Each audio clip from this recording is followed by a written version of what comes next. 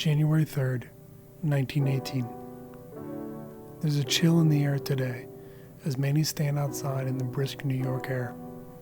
The occasion for this gathering is not a happy one. It's a funeral. The woman being buried impacted many lives while she was living.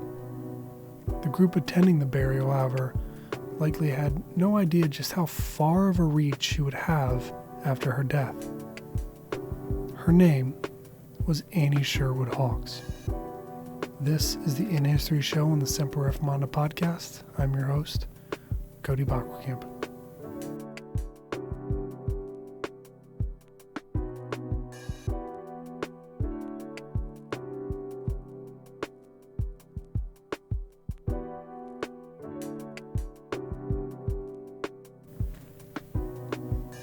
Annie Hawks was born in 1835 as Annie Sherwood in Hoosick, New York.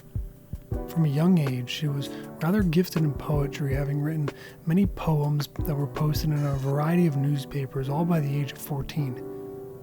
Later on, she came to marry Charles Hyle Hawks, a fellow resident of Hoosick.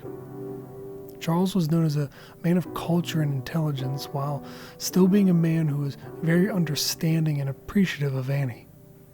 They and their 3 children were members of Hanson Place Baptist Church in Brooklyn, New York, where they moved in 1865. The pastor there, Dr. Robert Lowry, encouraged Annie in her poetry and songwriting to begin writing hymns and songs to the Lord. Dr. Lowry was a man of poetry and songwriting himself.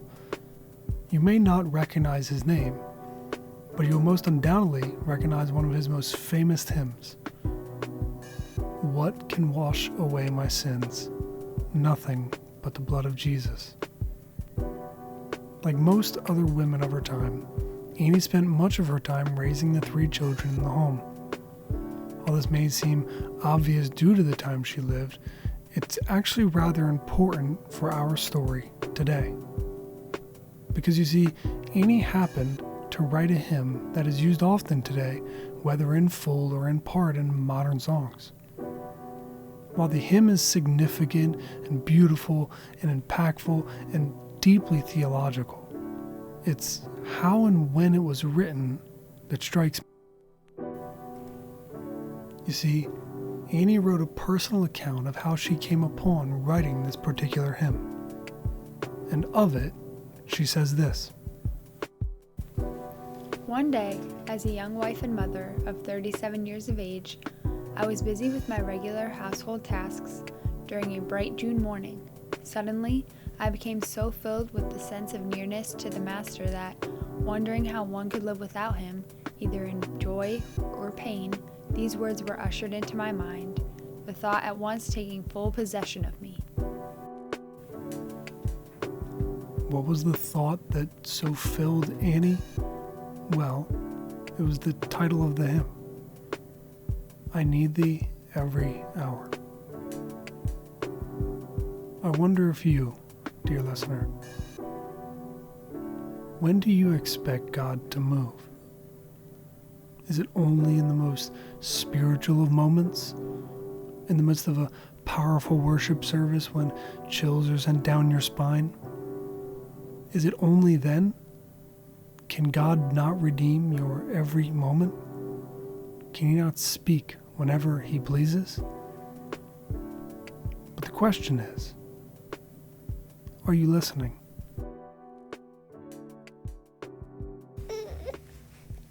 I need thee, oh, I need thee. Every hour I need thee. Oh, bless me now, my Savior. I come to thee. This episode of the In History Show on the Semper Reformanda podcast was written and produced by me. Special thanks to Josh Koval for the music, and for my beautiful wife for the reading and for the singing. And also for my son Malachi for the unwittingly providing the fussing. Hey guys, last thing before I send you on your way, I want to thank you guys for listening to these first 3 episodes of the podcast. If you're interested and like what you hear and want to hear more, consider subscribing to us, whether on YouTube or Spotify, while we get our podcast out to some other sites as well. And also consider checking out our website, alwaysreform.org. And on the top right of that website, you can see we're also on Twitter and Instagram for posting on the other days that we are not posting a podcast. So thanks. We'll see you next time.